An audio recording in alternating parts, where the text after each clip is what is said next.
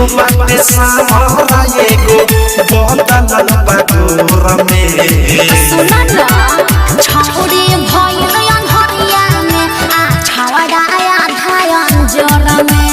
छौरी भइल अनहरिया में आ छौड़ा आधा अंजोर में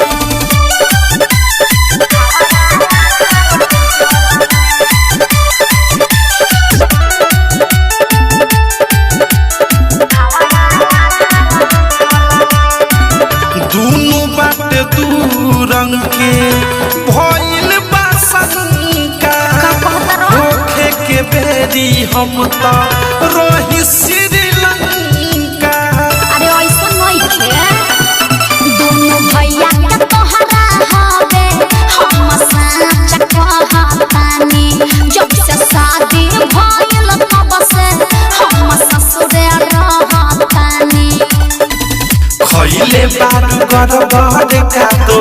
देहलरा कोर में खइले बारू गरबर का तो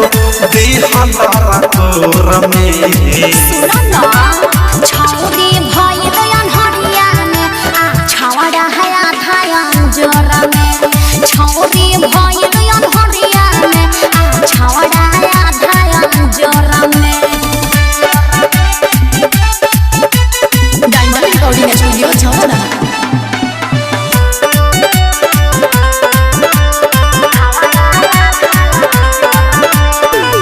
नहीं हरे के भौजी तू तो बड़ी बारू चालू देह होला भारी तब कुछो कुछो खालू जाए भौजी ना सुधर प्रेमी अवध सजादा न बोलो ना तखीस हमारा बॉडी गोरा बाटे चाहे सागर हमारा फरक नहीं पड़ी राइटर थारू अनुराग रहले इंदौर में राइटर थारू बदसा रहले इंदौर में सुनो ना छौरी भइल अनहरिया में आ छौड़ा आधा अंजोर में छौरी भइल अनहरिया में आ छौड़ा आधा अंजोर में कहतानी भौजी त सुनल न लइका तोहरा मन बाटे दू गो लइका एगो बाटे सामरा एगो बदलल बागोर में एगो बाटे सामरा एगो बदलल बागोर में सुना ना छौरी भइल अनहरिया में आ छौड़ा आधा अंजोर में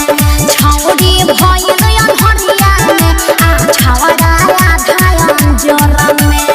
बुझला मन के मोइल हटा लो। आरसीएम म्यूजिक न्यू ऐप अभी डाउनलोड कीजिए हमारे गूगल प्ले स्टोर से और पाए भोजपुरी लोकगीतों का एक से बढ़कर एक ऑडियो वीडियो सॉन्ग बिल्कुल मुफ्त।